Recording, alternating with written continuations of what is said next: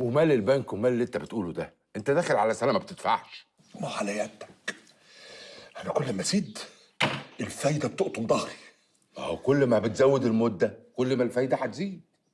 بقول لك يا سعيد، ما تسلفني قرشين واكتب لك. مالوش لازمه الكلام ده. انا قلت لك بدل المره مليون.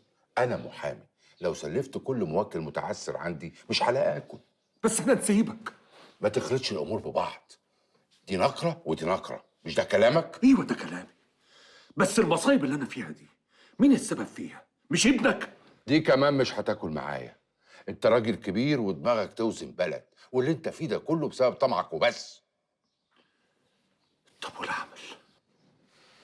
والله يا خليل انا ما فيش في ايدي حاجه تانية اعملها. يعني ايه؟ يعني البنك هيحجز على كل املاكك. ايه اللي انت بتقوله ده؟ غصب عني. لا يا حبيبي، مش خليل سليمان السواح كتخ اللي يتحجز على املاكه، سامع يا سعيد ولا لا؟ عموما انا كنت جاي ابلغك يمكن تقدر تتصرف. هي هتصرف طبعا. عارف انا هتصرف؟ سامعني يا سعيد؟ مش خليل سليمان السواح كتخ اللي هيقع في يوم من الايام. ايه اللي فكرك بيا؟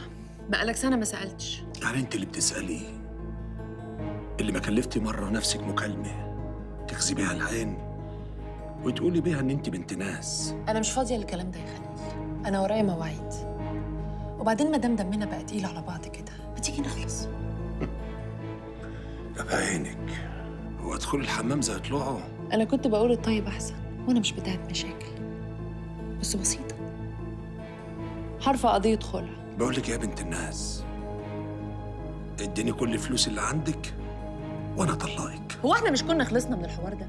أنت ما بتزهقش؟ البنك هيحجز على كل حاجة وهيشهر افلاسي وهتفضح في وسط الناس. وأنا مالي؟ هو أنا قلت لك اعمل بيزنس من ورايا؟ روح يا خليل الله يسهل لك. ايه اللي انت بتقوليه ده؟ انت عارفه انت بتكلمي مين؟ انا خليل سليمان السواح كتخ، قسما بالله يا طاطا. ايه دي؟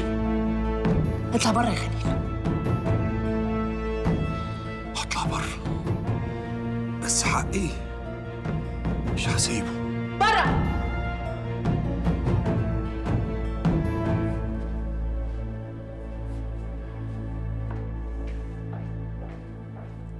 الحقيني يا ريهام، كل حاجة بتضيع مني. عايز نعمل لك ايه بس يا بابا؟ ما عنديش سيوله تغطي الكارد بتاعك ده. بس عندك حتة أرض وأنا جايب لك ليها مشتري هيحط لك فيها رقم ما تحلميش بيه. مش هبيع يا بابا، بقالي 10 سنين بقول لك مش هبيع. بقى ما تبيعيش حتة أرض وتنجد أبوكي من الورطة اللي هو فيه.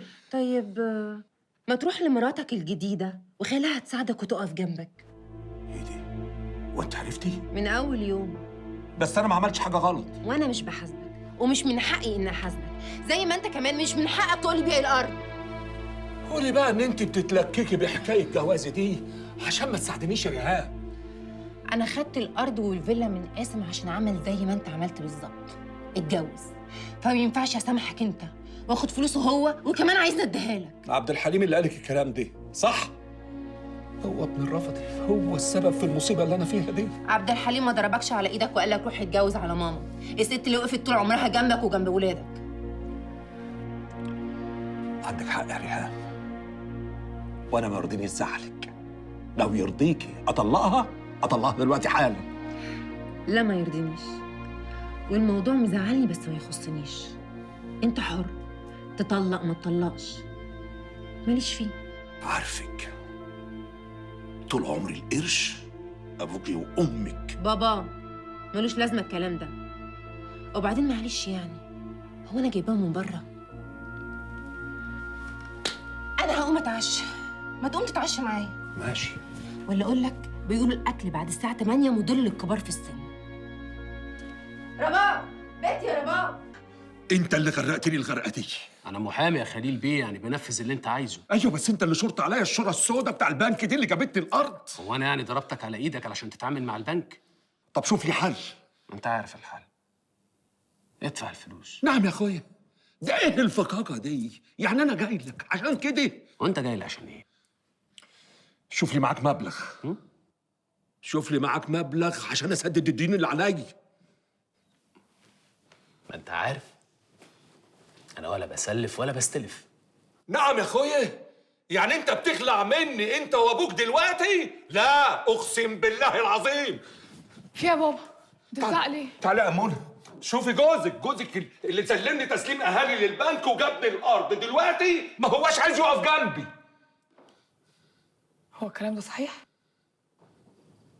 ملوش حين يرد عليك يا هو. بصي، أنا الكلام اللي كنت عايز أقوله أنا قلته خلاص وما عنديش كلام تاني. يبقى خلاص هاخد بنتي. يلا يا أم. ده مش قرارك. لا، ده انت بتحلم.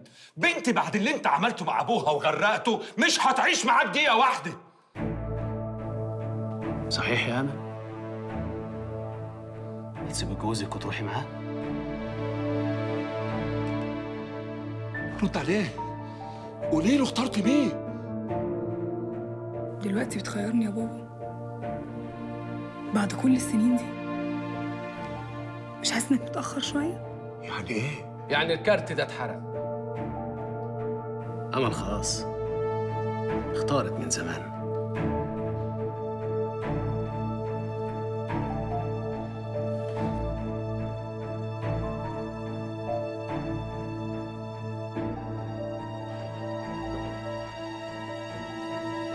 خيبة أملك في بناتك يا خليل. خيبة أملك في بناتك يا خليل. استنى يا بابا.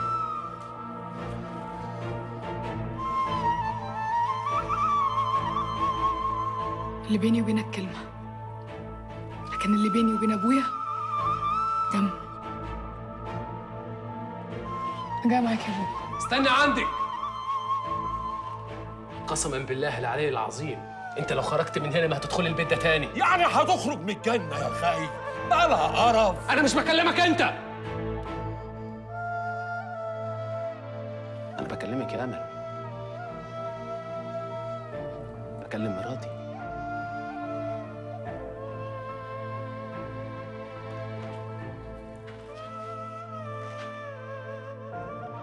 انت طول عمرك محسسني ان انا عايشه في سجن. مفيش اي حد بيتضايق ان هو يخرج من سجن، ولا اي حد بيتمنى ان هو يرجع له. تمام، يبقى هتخرجي بطولك وابني هيعيش هنا معايا. يعيش معاك هنا فين؟ الواد انا هاخده ورجليك فوق رقبتك كمان. ما بلاش بقى فتحة الصدر اللي انت داخل لي بيها دي. انا سكت لك مرة زمان، كلمة زيادة هخلي الرجالة يرموك بره البيت. يرموا مين يا ولد؟ انت اتهبلت في مخك ولا ايه؟ ايوبي جابر، يلا بينا يا بابا، يلا بينا يا بابا. يلا بينا على فين؟ ده انا دغدغ البيت على دماغك ودماغ اللي اتشدت لك كمان. انت اتهبلت يا انت في مخك ولا ايه؟ ارموا الحيوان ده بره. اوعوا تمدوا ايديكوا عليه. يلا يا بابا، يلا يا بابا عشان خاطري، ولا ابني ياخده بالقانون. يلا يا بابا. ماشي يا ابن سعيد. يلا يا بابا. ما يا فاشل.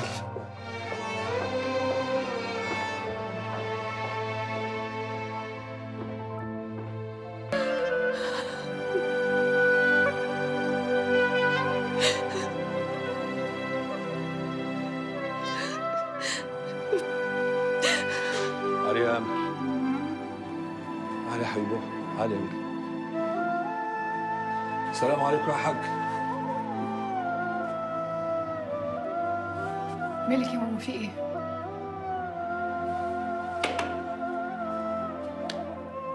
أنا مش هقولك أنت عملت كده ليه، ولا هلومك حتى. أنا عايزة منك حاجة واحدة بس، بحق السنين اللي أنا عشتها معاك. طلقني يا خليل. ايه اللي بتقولي ده يا ماما؟ الله يقطك يا أمل. انا مش صغيره عشان تخبوا عليا. عايزة تطلع ليه؟ ما الكل هيعرف. لميا، أنا عارف إني غلطت. أرجوك لو لسه عندك ذرة حب ليا أو احترام حتى، اعمل لي اللي أنا عايزاه. تطلقني. بتفهموني في ايه؟ اسأل أبوكي، بص في عين بنتك قول لها في إيه. ما تقول يا بابا. قول لها يا خليل، قول لها أمها قصرت معاك في إيه. قول لها أنا عملت إيه وحش في حياتي عشان تخلي الناس بعد العمر ده كله تتفرج عليا وتضحك عليا. قول لها أنت اتجوزت عليا ليه؟ الكلام اللي بتقوله ماما ده صحيح؟ رد عليا. خليل. بابا، بابا، خليل. بابا، خليل. خليل.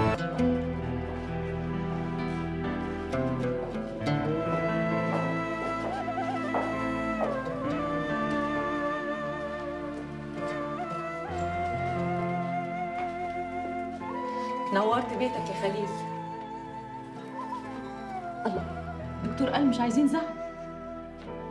الحمد لله على السلامة يا خال. الله يسلمك يا ربيع. طبعا اذنكم. استني بس يا امل، في محضر جه وسيد لك الورقتين دول. ورق ايه؟ عبد الحليم طلقي. الكلب الدون. وانت كنت مستني منه ايه يا بابا؟ معلش يا حبيبتي ما تزعليش نفسك. في 60 داهيه. انا اهم حاجه ابني وبس. وانت هتعملي له ايه يعني؟ ده محامي عقر هو وابوه، يعني تاخدي منه لا حق ولا باطل. ايه انت بتقوله ده؟ بكره اقوم لهم واديله بالجزمه هو وابوه. ما تهبط بقى يا خال، كده غلط على صحتك. يهبط؟ غوري عدو ايه؟ غوري يا كلام المصايب والهم. غور. معلش يا خليل، ما تعملش في نفسك كده، احنا مش ناقصين. اتفضل انت بقى دلوقتي يا ربيع. ماشي يا مرات خال. بالاذن يا خال. بس ربي بصير ازاي؟ الكل فاكر ان انا خلاص وقعت، الكل بيسن سكاكينه. ما تزعلش نفسك يا خليل، ما انت عارف ربيع وطريقته. عارف لسانه خفيف يابا. بكره اقوم حواليهم كلهم. بابا شيلي من حساباتك، انت عمرك ما فكرت فيا، فمش وقته يعني تفكر فيا دلوقتي.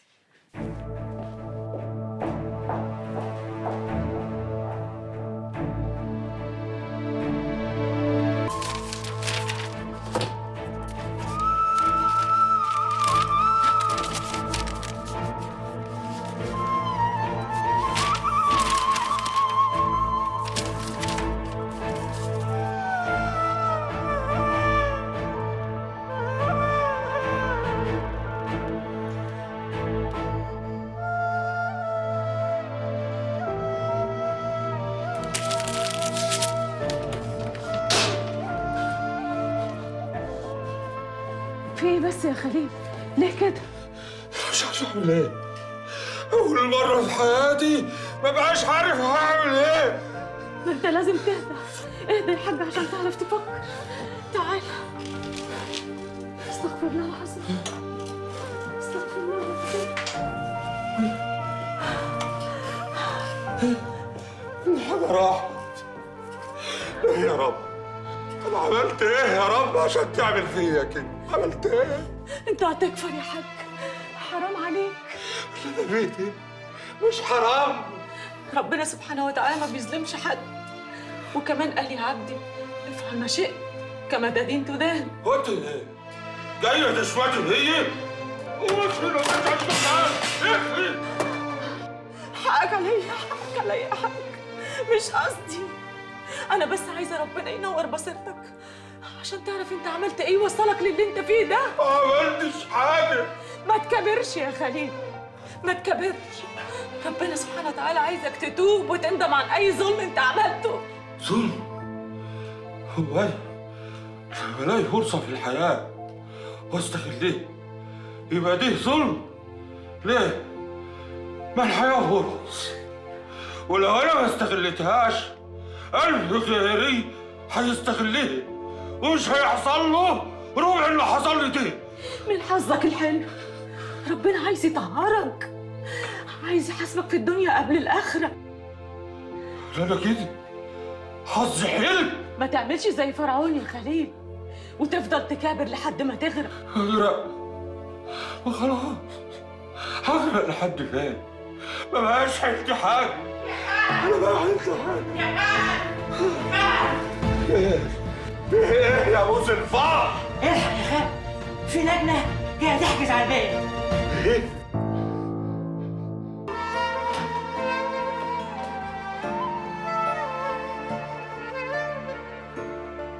عايز حاجة غير دول يا خليل؟ مش هتفرق. أنا كنت كلمت خالتي وعرفت إن شقتها القديمة فاضية، ممكن نروح نقعد فيها. كتر خيرها اللي ما جت من بناتك. أنت عارف يا خليل إن أمل ولبنى ظروفهم وحشة، الدور والباقي على ريهام. أنا مش عارفة أنت سكت لها ليه؟ يعني الكلمتين اللي أنا هقولهم ليه هما اللي هيفرقوا معاها؟ على الأقل كانت عرفت إن إحنا الاتنين مش موافقين. مفيش داعي، بدل ما تحط علينا أكتر ما هيحط. سيبيه، يمكن ربنا يحنن قلبه. يعني انت موافقها على الجنان اللي هي فيه ده يا حاج؟ وماله؟ مش بدل ما فلوس عبد الحليم تروح لحد غريب، هتروح لحد من بناتك. تاني فلوس؟ عايز تزرع كره بين امل وريهام؟ ده كده مش ممكن يتقابلوا ابدا في اي مناسبه ولا يقعدوا مع بعض على ترابيزه واحده، كده مش هيبقوا اخوات. ايه لازمته الزعل والكره؟ ما امل تتجوز اللي هي عايزاه. يا نهار اسود، انت عايزها تتجوز زلزال بعد كل اللي حصل؟ ليه لا؟ الواد كبر وهتهاجر ومعاه فلوس ياما. ما جالك زمان وبهدلته وطردته. زمان غير دلوقتي. انا مش قادره اصدق اللي بسمعه. انت عايز يحصل لك ايه تاني يا خليل عشان تتعظ؟ انت بتعايريني ولا مين؟ اعايرك؟ بعد كل اللي عملته معاك ده يا خليل بعايرك؟ طبعا لا، انا بس عايزاك تتعلم من اللي فات عشان ما يكررش في اللي جاي. احنا مش ناقصين. اما الحق اروح اقفل الشنط.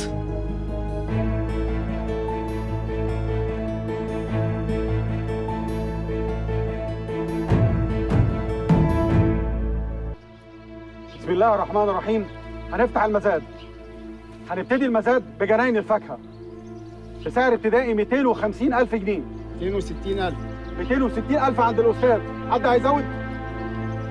270. 270,000 جنيه عند الأستاذ. 300,000. 300,000 عند الهانم. 320,000. 320,000 عند الأستاذة. 350,000. 350,000 عند الهانم. نص مليون جنيه.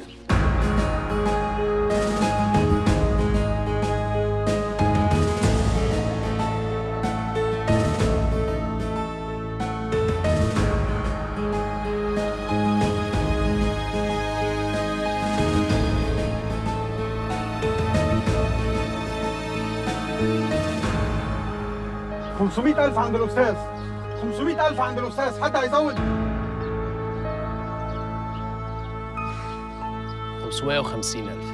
550,000 عند الأستاذ. حد هيزود؟ 650,000 جنيه. 650,000 عند الأستاذ. 650,000. حد هيزود؟ على أنا، على دو، على تري. ألف مبروك يا أستاذ محمد حرب كرامة، الشهير بزلزال. ألف مبروك يا أستاذ محمد. ودلوقتي هنفتح المزاد على القهوة.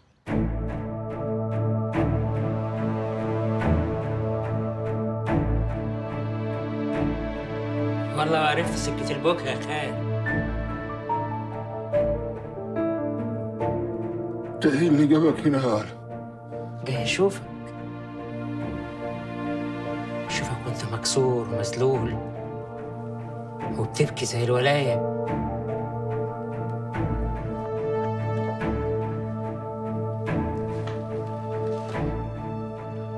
جاي تشمت فيا يا ابن اماسل؟ يا أماسل الله يرحمها، كويس انك لسه فاكرها. فاكر عملت فيها ايه؟ فاكر ماتت ازاي؟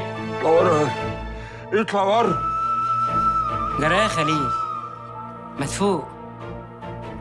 مش لما يبقى بيتك الاول تبقى تشملل تطردني بره؟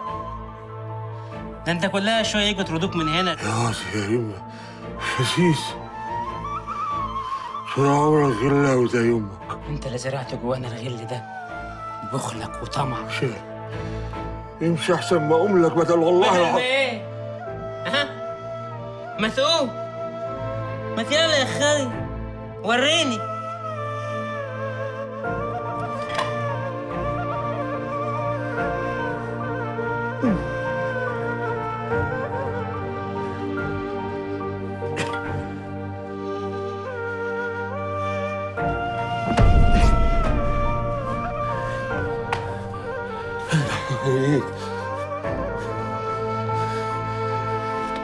يا خسارتك يا خالي.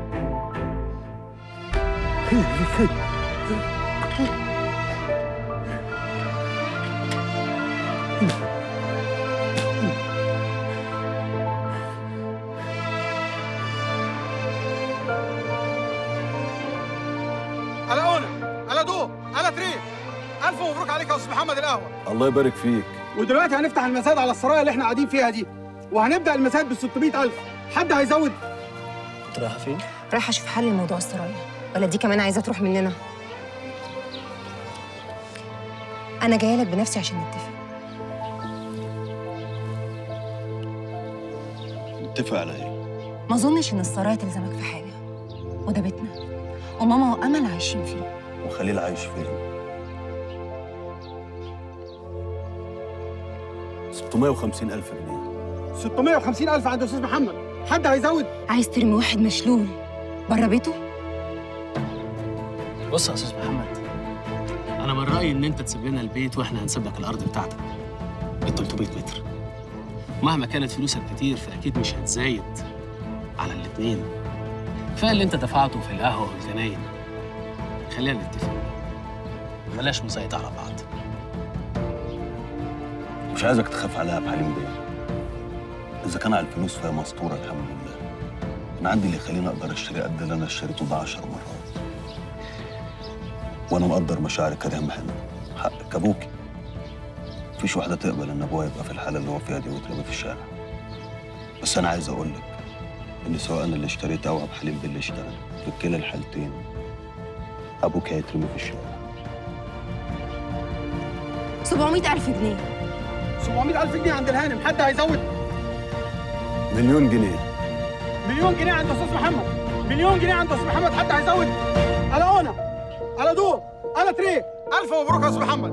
ودلوقتي هنفتح المزاد على الارض اللي في شرق البلد، 300 متر مباني، وهنفتح المزاد ب 150000. حد هيزود؟ بسم الله الرحمن الرحيم. 300000 جنيه. 300000 جنيه يا استاذ محمد. حد هيزود؟ 300000 جنيه. على اونا، على دو، على تري. الف مبروك يا استاذ محمد. الف مبروك يا زلزال، حقك ورجع لك اخويا. مبروك ابو الثلاثين. مبروك يا زلزال، الف مبروك يا حبيبي. مبروك عليك.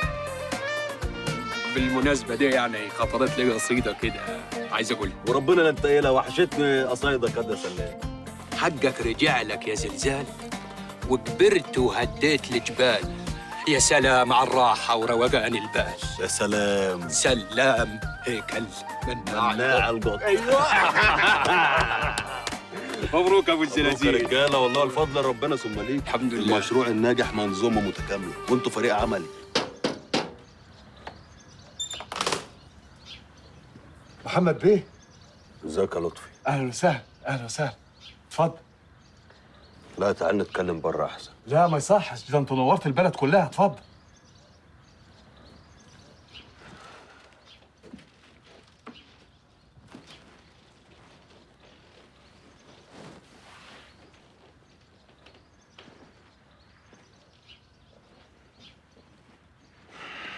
اتفضلوا.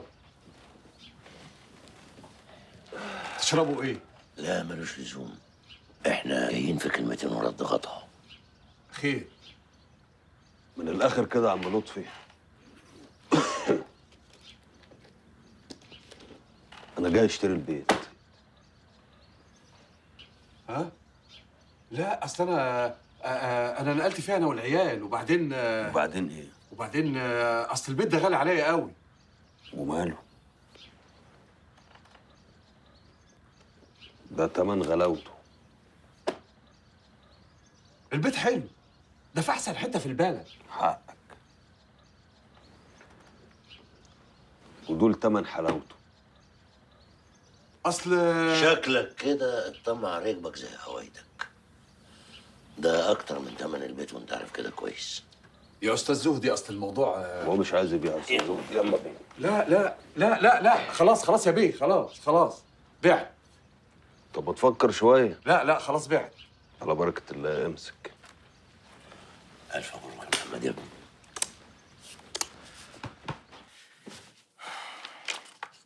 رجعوا كل الحاجة دي. خلاص. خلاص ايه؟ والزلزال اشترى السرايا؟ اشتراها وبعت العقد ده. ما هنش عليه امل تتبهدل. ده عقد ايجار ب 50 جنيه وباسمي. في الاخر هو اللي بيحسن الينا. متهيألي كده تبقى كل الامور اتحلت، وموضوعي مع عبد الحليم ما بقاش فيه مشكله. ماله عبد الحليم؟ وايه علاقه محمد بعبد الحليم؟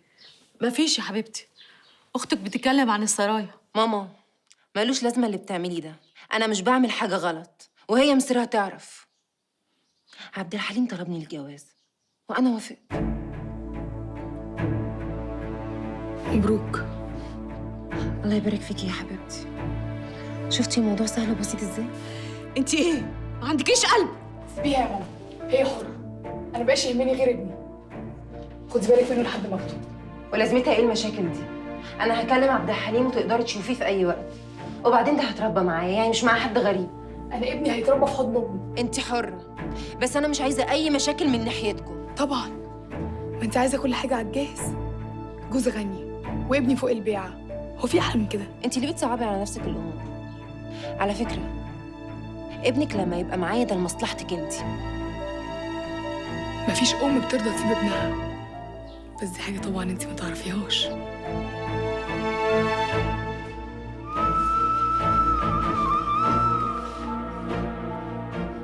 معلش يا امل حبيبتي، ربنا ان شاء الله هيرزقك بواحد احسن منه.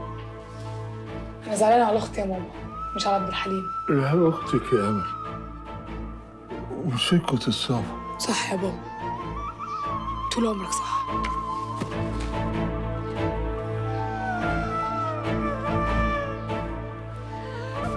يا رب تكون استريحت يا خليل.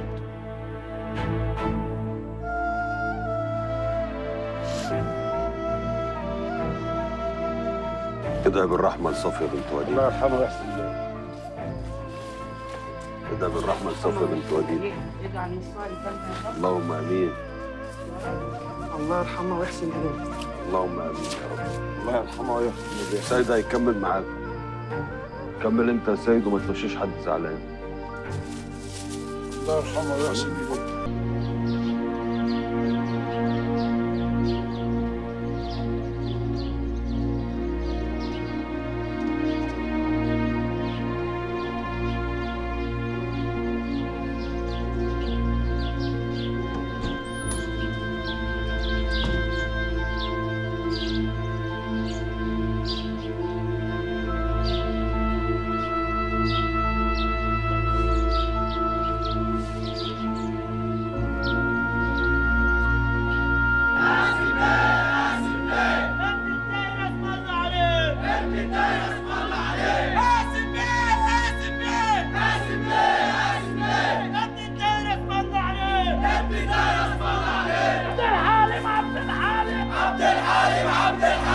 كل كلامه في السليم، كل كلامه في السليم. عبد الحليم عبد الحليم عبد الحليم عبد الحليم. كل كلامه في السليم، كل كلامه في السليم. ابن الدايرة اسمعنا عليه، ابن الدايرة اسمعنا عليه. قاسم بيه قاسم بيه ابن الدايرة اسمعنا عليه، ابن الدايرة اسمعنا عليه. قاسم بيه قاسم